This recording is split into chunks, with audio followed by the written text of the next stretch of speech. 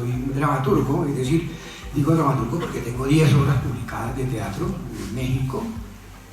En Colombia no se han publicado. Vamos a ver si sacamos una edición. Se hizo una edición latinoamericana en México. Muchas de mis obras han presentado en Argentina, en Centroamérica, algunas de pronto en Colombia. Es decir, ¿qué es un dramaturgo? Una persona que trabaja el drama desde la palabra, desde el movimiento, desde el gesto, desde el concepto histórico. Es decir, eso es la dramaturgia. La danza tiene una dramaturgia, como tiene una poética. Entonces, agradezco mucho, esto es el agradecimiento apenas, Mauricio. Cuando estemos en el minuto 35, ponemos a Oscar y a Lorena en el escenario.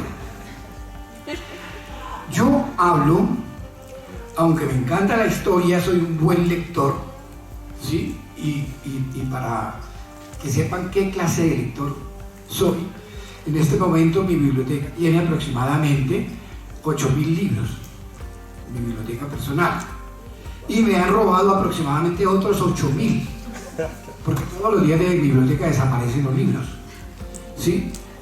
Se los llevan, hay costosos, de modo que se los llevan. Escribo, tengo 35 libros publicados, de los cuales se han traducido y publicado en otros países. Se han publicado en Francia, en Alemania, en Rumania, en Estados Unidos, en Inglaterra jamás se han publicado. Quiero ver si se publican de pronto en el italiano y otras lenguas. Soy novelista, con 8 novelas publicadas, poeta, es decir, 9 libros publicados, traducidos. Los que estén interesados de pronto en mis libros, traje un paquete, ¿sí? En la feria saqué un poemario muy bello que se llama Haikais. Como dramaturgo tengo aproximadamente 20 horas de teatro escritas, 20 más o menos, tengo que hacer una edición próxima. Ensayista, es decir, escribo ensayo. ¿Qué es el ensayo? Es una sustentación personal en torno a determinados temas históricos, culturales, etc. Es decir, soy artista. Felicito a Juan porque la historia es absolutamente necesaria, pero para mí la historia es una herramienta, no es el fundamento de mi formación. Es decir, yo escribo, en este instante estoy escribiendo una novela histórica. ¿Qué camello que es escribir una novela histórica? Todos los vacíos se llenan. Y como coreógrafo, ¿sí? Estudié, es decir, como bailarín estudié ballet en serio, es decir, yo soy bailarín clásico, ¿sí? Con maestros rusos, de la escuela rusa. En Estados Unidos manejo la técnica clásica, sobre todo la técnica rusa. Danza contemporánea, con la maestra Marta Graham, quien me vio un día en Bogotá a bailar cuando vino hace muchos años, y por alguna razón de la vida, no sé por qué, me dijo: ¿puedes estudiar conmigo? Y yo, sí, maestro. Y me fui a estudiar con maestra Graham. ¡Qué diferencia! ¡Qué camello trabajar el cuerpo con Graham! Es decir, el cuerpo tiene que ser absolutamente maleable. Y a mí me costó mucho. Con Jacinto estudiamos danza moderna. Y soy maestro de escénicas de la Escuela Nacional de Arte Dramático y pedagogo artístico de la Escuela Nacional de Pedagogía Artística. También estudié economía, que no me interesa decirlo, y decoración de interiores, que tampoco me interesa decirlo, ¿sí? Porque jamás lo menciono en mi hoja de vida, pero soy economista, porque me interesaba saber en qué mundo vivo, carajo. ¿Por qué? ¿Qué es lo que está pasando? Que si a mí me dicen que hay una inflación, ¿qué es una inflación? ¿Qué es una deflación? ¿Qué es una macroeconomía? Es decir, cómo funciona el mundo, etcétera, etcétera, los mercados y demás. Entonces, pero todo eso para decirles que yo soy esencialmente artista, y lo que vamos a hablar es de arte. ¿En qué sentido para mí la historia es importante? Porque me interesan los referentes, lo que decía el maestro Juan, el contexto. Lo único que nos queda como contexto es la literatura, el periodismo, lo que se escribe sobre algo. Esas películas son mentirosas, porque tengo 2 hijos cineastas y un sobrino cineasta, ¿sí? Y sé cómo se hace el cine, y tuve un hermano cineasta. Es decir, que se fue a Hollywood a hacer cine, hizo cine y estuve en Hollywood con él viendo hacer películas. Yo, por ejemplo, conocí a Spielberg, estuve con Spielberg y con los grandes maestros del cine de Estados Unidos, ¿sí? Porque mi hermano era actor y él vivía en Hollywood, ¿sí? Y estaba con los grandes actores. Entonces yo sé lo mentiroso que es el cine. El cine es una fábrica de fantasías. No podemos coger una película como un referente histórico, eso es mentira. Como coger una novela, porque los novelistas mentimos mucho. Sí, tratamos de que la historia nos sirva como fundamento del argumento. Entonces, si ya he entendido quién es ese personaje que les estaba hablando, voy a hablarles que el bambuco en el siglo XIX no se parecía absolutamente en nada a eso que conocemos ahora como bambuco. En nada. En internet ustedes consiguen bambucos viejos y parecen romanzas, ¿sí?, italianas o canciones españolas, pero no tienen nada que ver con el bambuco. Son unas piezas. Incluso la estructura musical, los ABC que aparecen en la música no aparecen allí. El tema A, tema B, etcétera, no aparecen allí como está conformado el bambuco ahora. Quien le da estructura al bambuco, y aquí lo mencionó el maestro Juan, con relación a ese estudio que ha hecho Miñana, es Augusto Morales, Pedro Morales Pino. Augusto es el hermano que es novelista, Pedro Morales Pino, que es el primero que incluso saca el bambuco y lo lleva a Centroamérica y lo lleva a Estados Unidos. En Yucatán, por ejemplo, quedaron tan fascinados del bambuco que hay un festival del bambuco en Yucatán, ¿sí? Y allá bailan bambuco y cantan el bambuco. Ese es el inicio de Palo Negro, que es una pieza anónima, que es la que ellos van a bailar más adelante. Entonces, así muy rápido, lo estructura en frases de 8 compases. Frases de 8 compases. ¿Qué es una frase musical? Es una línea melódica que comienza en el primer compás y concluye en el segundo. Pero existe un elemento que es un leitmotiv que acompaña musicalmente la pieza. Es decir, si ustedes escuchan un bambuco del maestro Cristancho, lo ven de comienzo a fin. Aunque la línea melódica se transforme, mantiene el mismo elemento, la misma estructura desde el punto de vista melódico y estructural rítmico.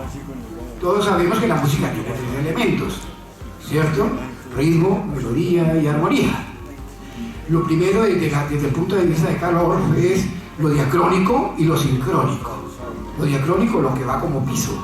Lo sincrónico, lo que se construye hacia arriba, ¿sí? Entonces, todos esos elementos, les cuento, estoy hablando como artista, como coreógrafo y como bailarín. Todos esos elementos acompañan al creador en la construcción, y ese micrófono está muy raro, acompañan al creador en la construcción de sus coreografías. Para el artista coreógrafo, estos elementos son herramientas para su trabajo, como las palabras para el novelista o como las palabras para el poeta. Son herramientas. ¿Qué es el artista? El hombre con capacidad de crear. Y todos los seres humanos tenemos la capacidad de crear. Luego, potencialmente, todos somos artistas. Que unos se desarrollan más que otros, pero todos somos artistas. Por eso tenemos la capacidad de disfrutar de un poema, o de disfrutar de una danza, o de disfrutar de la poesía, o de una pintura, o de un atardecer bello, o de una mujer hermosa, o de un chico bello. Porque la belleza, la armonía está implícita en el ser humano. Es decir, eso es parte de nuestra naturaleza. Pedro Morales Pino hace el bambuco y lo estructura como lo conocemos. Desde entonces todos los músicos, y esto aparece en un momento en que en Colombia se llama el siglo de oro de la música colombiana, donde aparecen una serie de músicos muy importantes. Por favor, escríbanlo y averígüense cuáles son los músicos del siglo de oro de la música colombiana. Ahí comienza. La música anterior, sí, la música del siglo XIX, la música de atrás, no tiene nada casi que ver con esto. con esto que tenemos ahora. Ahora, es importantísimo entender tres cosas. Uno, nuestro pueblo, el pueblo colombiano, estaba allá. Era la masa, ignorante, amorfa, desconocida, despreciada y utilizada. Ese es el pueblo campesino. Los hacendados y los ricos, que eran la gran oligarquía colombiana, que sigue manejando ese país como se les da la gana, ¿sí? Y cualquier cosa que se oponga a ellos, quieren sacarla porque su gran negocio desaparece. Este país lo han manejado como una hacienda privada. Y lo dice un tipo, ¿sí?, que es hijo de un hacendado muy rico. Mi abuelo y mi bisabuelo mi bisabuelo Anchique era dueño de 20.000 hectáreas. ¿Sí? Y mi abuelo heredó de esas 20.000, 2.000 hectáreas. Es decir, eran señores que se montaban a caballo y no se bajaban y andaban por sus haciendas mirando. No miento, eso es cierto. Es decir, ustedes que tienen el privilegio ahora de estar en una universidad son hijos de gente rica de este país. No crean que el pueblo está aquí. Es muy raro que alguien del pueblo esté aquí. Muy raro. ¿Por qué? Porque fui profesor universitario durante 40 años. En la central, en el externado, etc. Yo le preguntaba a cualquiera de los muchachos, dígame usted quién es. Ahí no hay pueblo que puede pagar 18 millones para que su hijo estudie. No es del pueblo. Es decir, los privilegios siguen, no porque el pueblo sea incapaz, sino porque así está manejado. Dos clases y una tercera clase, la clase política que está aliada con la oligarquía y con la iglesia para mantener al país en lo que está. Eso tenemos que superarlo, si no vamos a seguir en el atraso del siglo XXII, en el atraso, y un país subdesarrollado. Ahora, ¿por qué surgen todas estas cosas que estamos viendo? Porque somos un país subdesarrollado, que todavía está confundiendo los términos. Nosotros todavía pensamos que el folclore, ¿sí?, es el arte escénico. Y pensamos que el pintor popular es un pintor. Es decir, el pintor que se para en la plaza a vender sus dibujos es Picasso. No. Y el cantante que canta los tríos en el pueblo es Plácido Domingo. No. El mundo, como está concebido, se concibió de dos maneras: el gran arte, que es el arte, y el arte popular. El arte popular. Y de ese arte popular está el arte folclórico.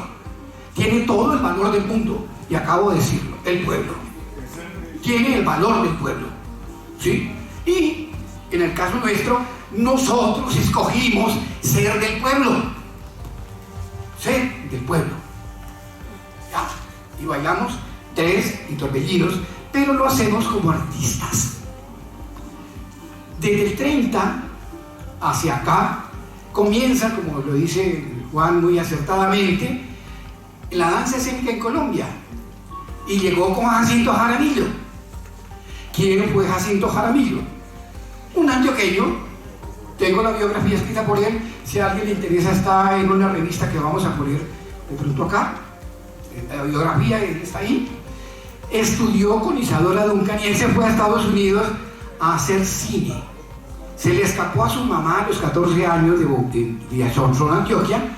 Se vino a Bogotá, trabajó incluso de portero y se fue de loco a Estados Unidos a estudiar cine y alcanzó a hacer 7 películas en Hollywood, cuando en Hollywood todavía se hacía cine en español. Estudió danza con una de las discípulas de Isadora llamada Irma Eric Grimm. ¿Quién era Isadora Duncan? La pionera de la danza moderna. ¿Qué es la danza moderna? La ruptura con todo lo que tiene que ver con el ballet. ¿Sí? El ballet es una danza psicorrígida. ¿Sí? Ellos hacen ballet, pero hacen danza moderna. ¿Sí? Y hacen ballet. ¿Qué es el ballet? Entonces es una primera posición estudiada por un personaje muy interesante de la cultura francesa llamada Jean-Pierre Beauchamp, que establece los elementos del ballet. Eso es una historia muy interesante, muy rica, muy bella. Comienza en el 30, cuando llega a Colombia, la danza escénica no existía. Los campesinos nuestros bailan unas danzas, y ustedes, yo, que fui investigador de Colcultura, cuando el Instituto Colombiano de Cultura existía y yo terminé de estudiar teatro, me nombraron investigador de Colcultura. Me fui por todo el país, recogimos las primeras danzas, hicimos la primera jornada folclórica nacional, trayendo los grupos de diferentes regiones del país. De ahí nació Noche de Colombia. Cuando estuve en el Instituto Distrital de Cultura hicimos la segunda jornada folclórica nacional, que fue por primera vez ver en Colombia, en Bogotá, los grupos de todo el país. Y uno encuentra en el país una riqueza inconmensurable en la gente, porque así como la gente en la ciudad trabaja, en el campo el concepto estético de la gente es vital. La gente hace sus danzas, la gente canta, la gente pinta, y tienen estructuras, ¿sí?, de pensamiento, etcétera, para hacer eso, y lo hacen muy bien, lo hacen muy bien. Trajimos a esa gente a Bogotá. Jacinto en la década del 30 no encontró nada, se fue de pueblo en pueblo.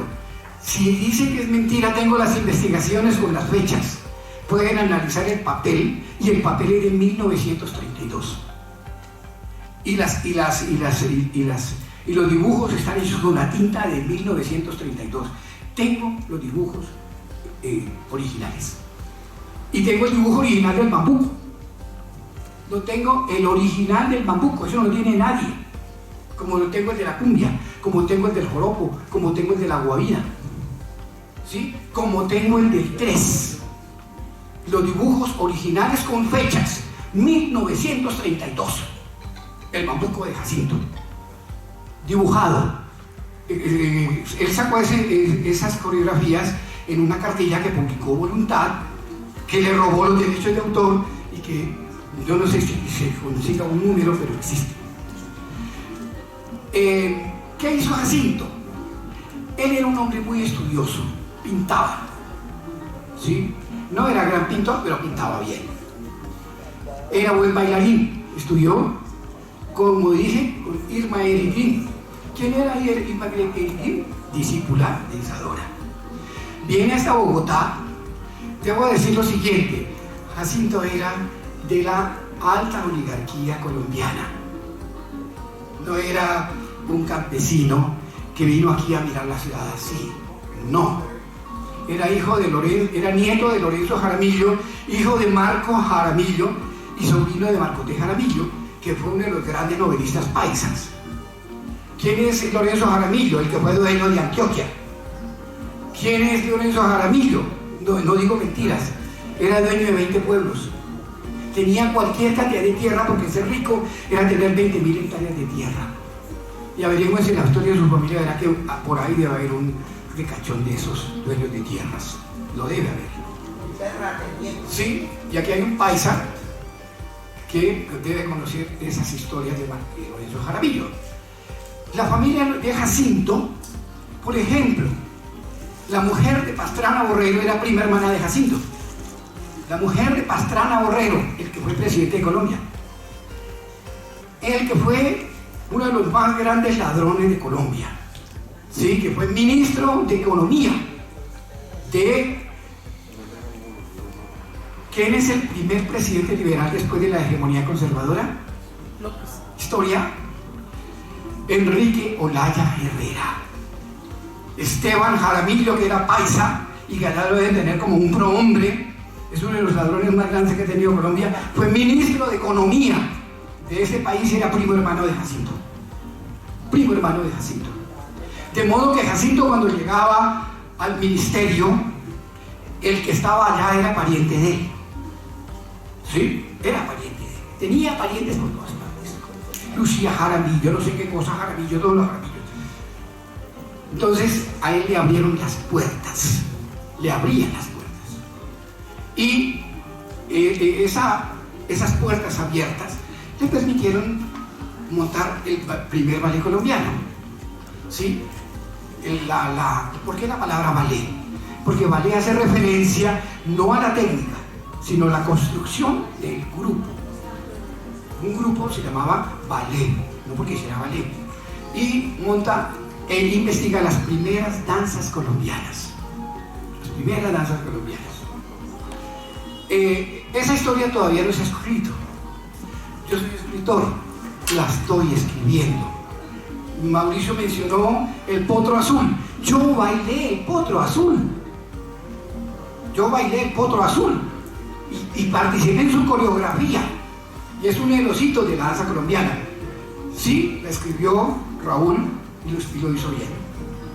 Bastante bien lo hizo Raúl. Pero yo bailé el potro azul. Y conozco absolutamente toda la historia. Como todas esas danzas que Jacinto investigó. No sé, yo hablo mucho. ¿Cuánto tiempo llevo? ¿Un minuto me queda? Bueno, entonces vamos a pasar a Lorena y Óscar al escenario. Porque yo tengo que bailar el bambuco. Venga para acá. Mientras ellos se preparan voy a decir, una cosa es la cultura popular, una cosa es la cultura folclórica y otra cosa es la danza escénica. Jacinto hizo danza escénica. ¿En qué consiste la creación de un maestro? En que coge los elementos populares sin perder el contexto, los analiza, los desarrolla y los arma. Ya que Juan está metido en el cuento, ya sabe cómo es eso, que es hacer una coreografía. Porque no se trata de repetir lo que el hombre hace. Aquí está la mujer. En contexto, léanse las 3 tazas de José María Vergara y miren lo que era una fiesta. Los campesinos lo hacían lo mismo. No, yo soy escritor. José María Vergara, las 3 tazas. Entonces, en contexto, los hombres en la fiesta se hacían a un lado, ya sean ricos o pobres. Las mujeres al otro. Estaba la chaperona acá y estaban allá los 5 o 6 muchachos. ¿Sí?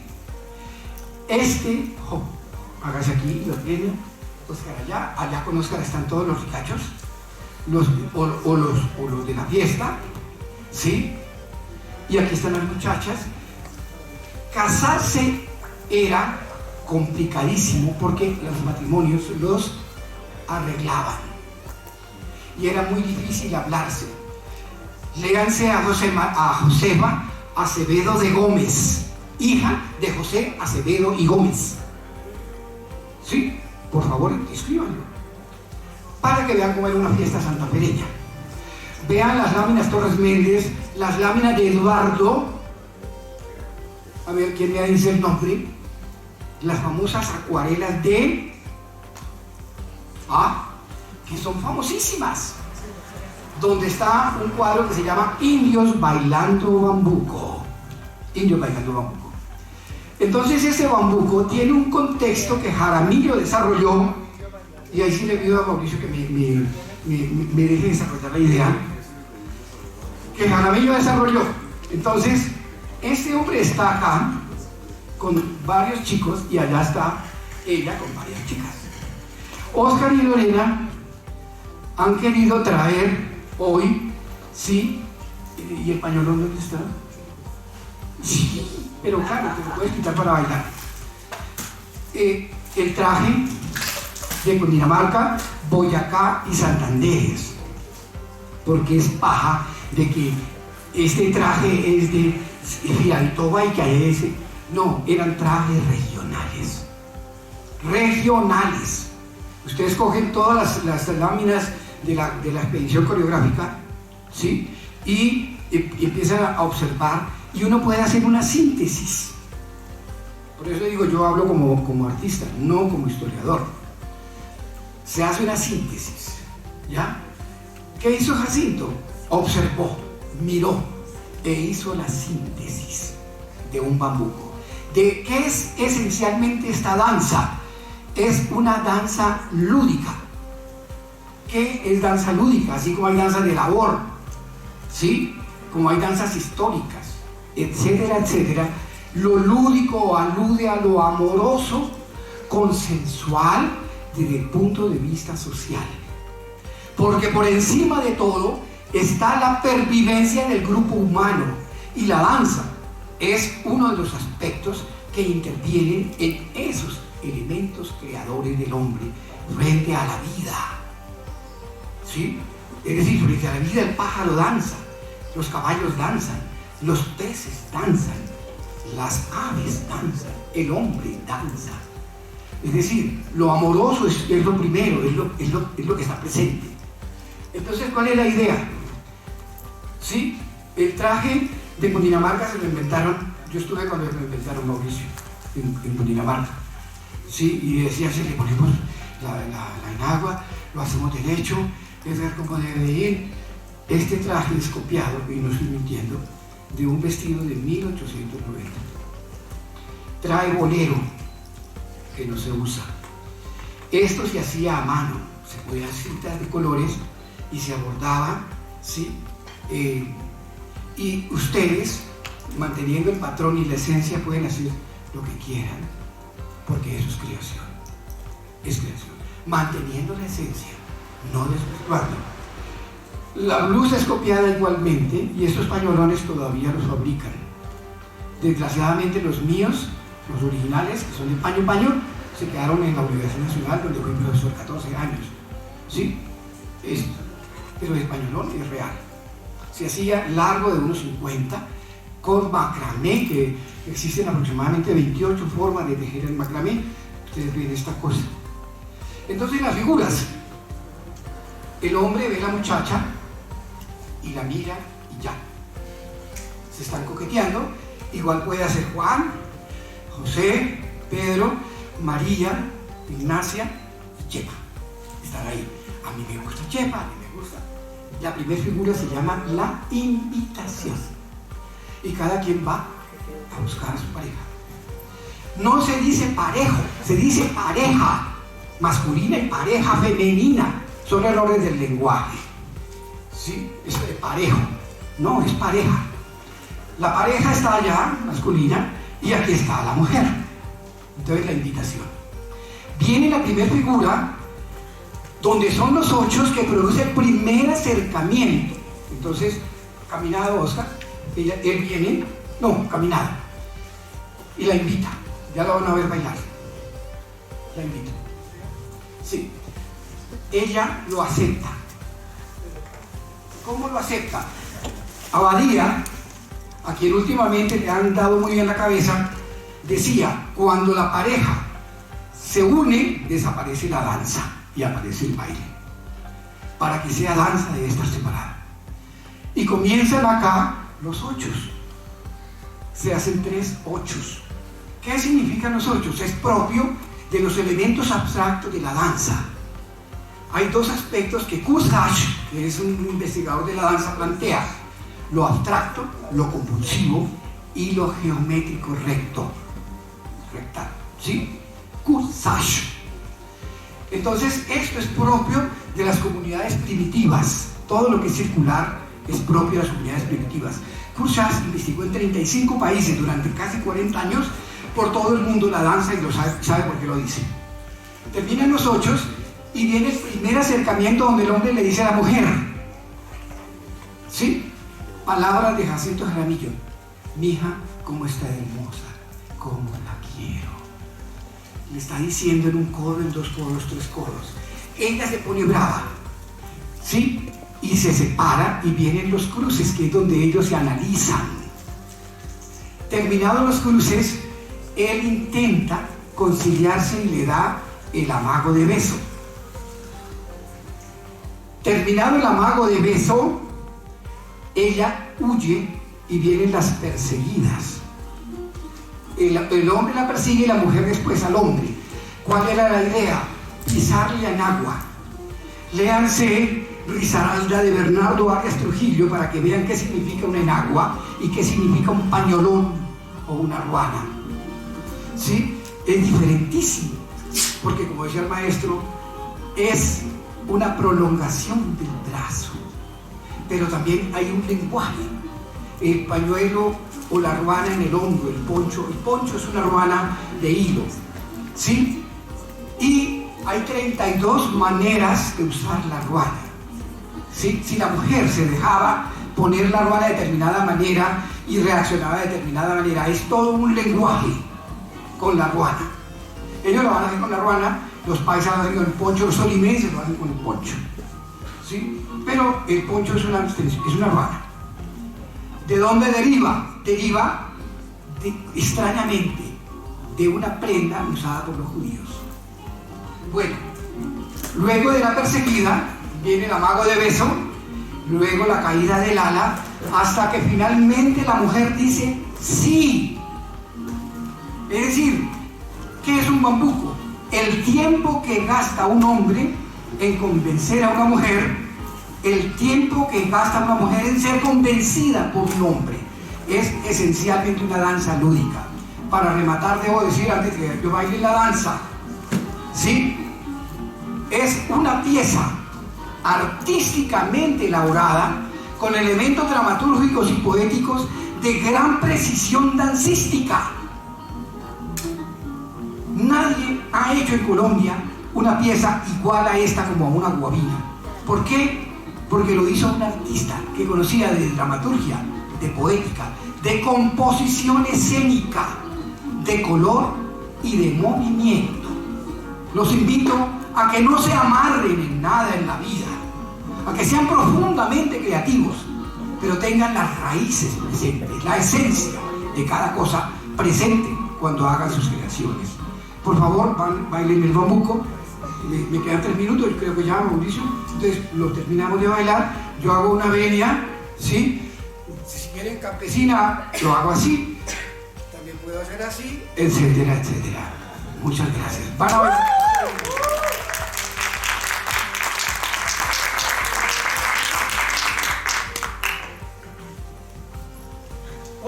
8 figuras. No, vamos al número. Espera, de cero. Vuelven a empezar.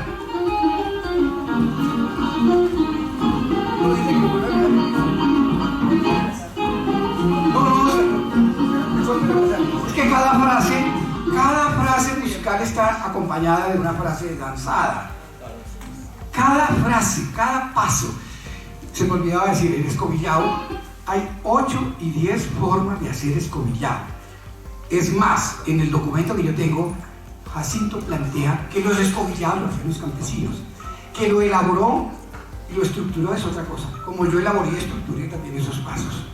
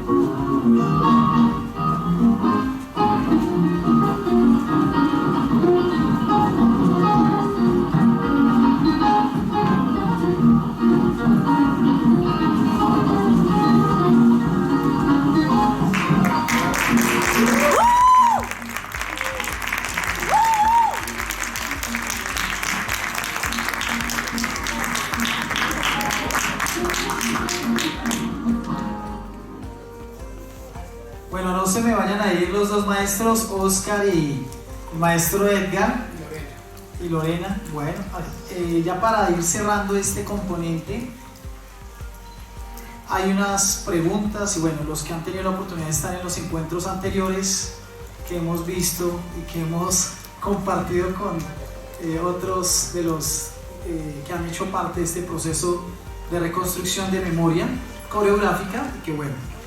Entonces, maestro Edgar, digamos, bueno, 3 preguntas puntuales en el marco de este referente y por qué razón, como lo estamos viendo aquí en la pantalla, si lo puedes subir un momentico, Eduardo, página 29, 27, 28 y 29, estamos viendo uno de los libros que dejó el maestro Jacinto Jaramillo, y bueno, los que reitero hacen parte aquí.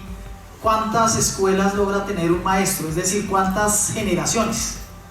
¿Cuántas veces un director arma un grupo y ese grupo se deshace y vuelve y se hace y vuelve y se hace? En conclusión, ¿cuántas veces un director a través de los años logra dirigir cuántos grupos, ¿no? Con el mismo nombre, pero diferente elenco, ¿no?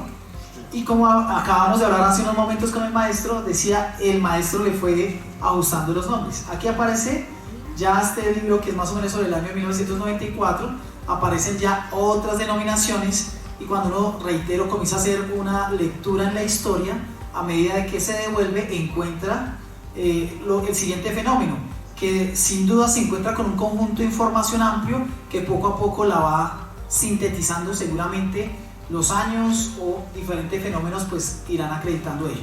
Puntualmente, maestros, como para ir aterrizando, esto que acabamos de ver fueron las figuras en las que se sintetiza digámoslo, la investigación que adelanta el maestro en los diferentes componentes del bambuco. Pero me preguntaban, por ejemplo, hay una figura que es con el recumbambeo, ¿cierto, maestro? Quisiéramos que puntualmente su merced nos comentara, ya dentro de su ejercicio, digamos, lo que usted estuvo cercano con el maestro Jacinto Jaramillo, ¿cuál es esa connotación? Hablemos primeramente del escobillado. ¿Qué connotación le da en este caso el maestro Jacinto Jaramillo a la ejecución del escobillado, y cómo es el escobillado? Bueno, la palabra escobillado aparece por primera vez en un texto de Fray Pedro Simón, mencionando que los indios, en este caso los muiscas, hacían en unas endechas muy tristes y muy pobres, porque ellos veían la cultura indígena como muy plana, por prejuicio, no porque fuera plana, por prejuicio. Hacían unos pasos como escobillados. El pueblo campesino, y yo lo digo porque cuando yo estuve de jurado, siendo muy jovencito todavía, era estudiante de teatro, con el maestro Abadía, en Vélez, vi escobillados por campesinos de Vélez. Sí, casi bien hechos.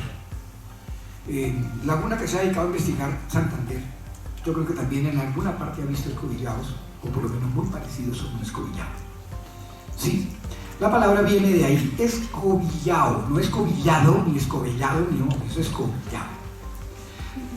Jacinto lo hacía de 3 maneras: el doble, medio doble, sencillo, medio sencillo. El campesino hace la vuelta en 3/4. ¿Podemos mostrarlos, Oscar? Sí, en el escenario.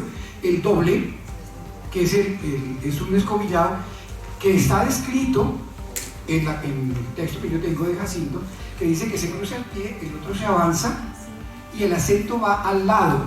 Entonces, escobillado doble. Miremoslo. Doble, mire, se cruza, el otro pie avanza y el acento va al lado. Pum, pum, pum, pum, pum. Tampoco es una danza de 3/4 y después se subió 6 octavos. Pum, pum, pum, pum, pum. Ahora, el medio doble es muy sencillo, muy rápido. Medio doble al lado, miren, el acento va al lado, es un solo pie, se hace con uno y con otro. Van, cambia. Ahora, el sencillo, el acento va adelante. El acento se escobilla con el paso adelante, miren ustedes. Adelante, pero es el mismo paso. El medio sencillo, que es, se hace el pie simplemente va marcando el compás adelante. Es medio sencillo, pum, y se hace girado o simplemente de frente. Medio sencillo. Luego vienen las vueltas técnicas. Marca izquierdo y, ¿qué es marcar? Dar el primer golpe con el pie. Ellos hacen la vuelta técnica, que es en ballet, es un tour sautillant. ¿Sí? Se hace con un pie y con el otro. Y el paso de vuelta de 3/4, que está en la guabina. El 3/4, ¿qué es eso? Miren ustedes, 1, 2, 3, 1 y 1, 2, 3, 1. ¿Ya? El aguacateo, miremos el aguacateo, que es un paso que dice Jacinto, lo usaban los campesinos. ¿Qué es el recumbampeado? Es girar el cuerpo mientras se escobilla. Se hace un movimiento, como mire como Oscar lo hace, dice que solamente masculino es un llamado masculino.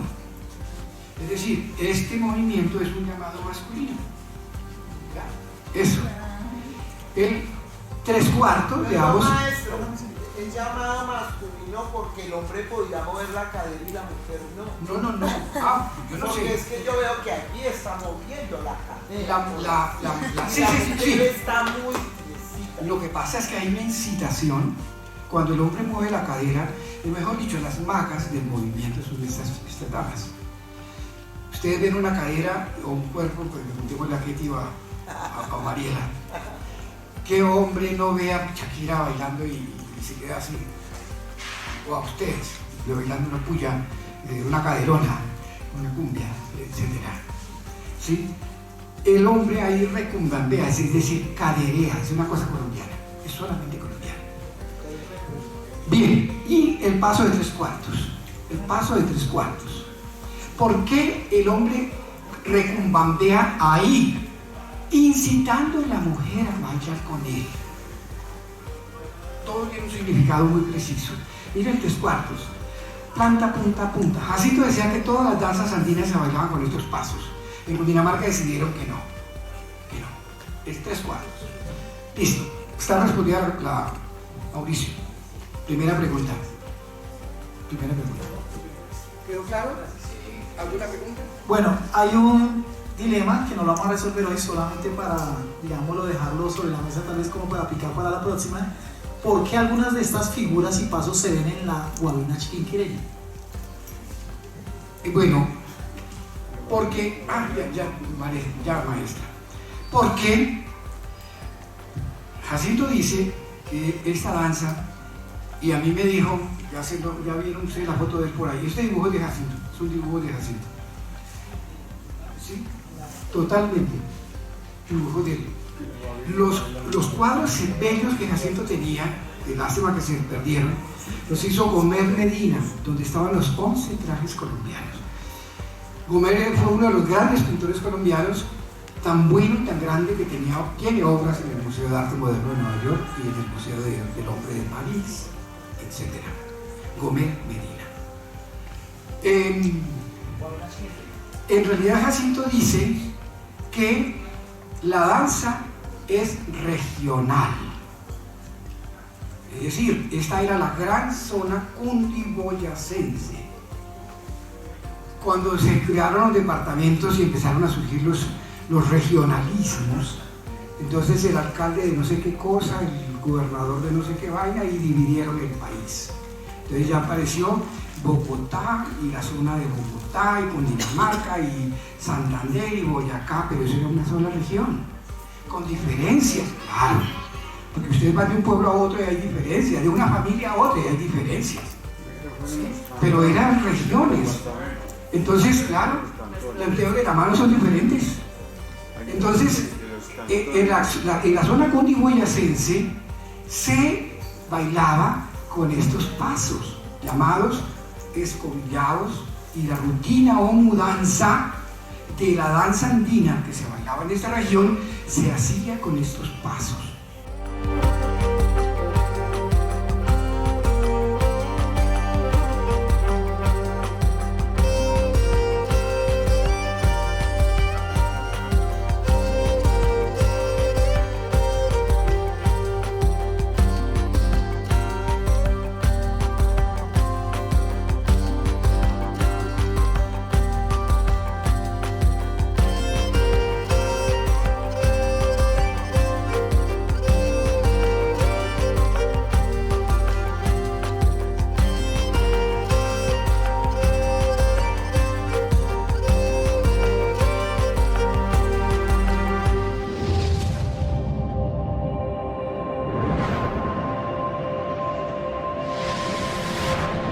Folklornet, del estudio del folclore a su vivencia.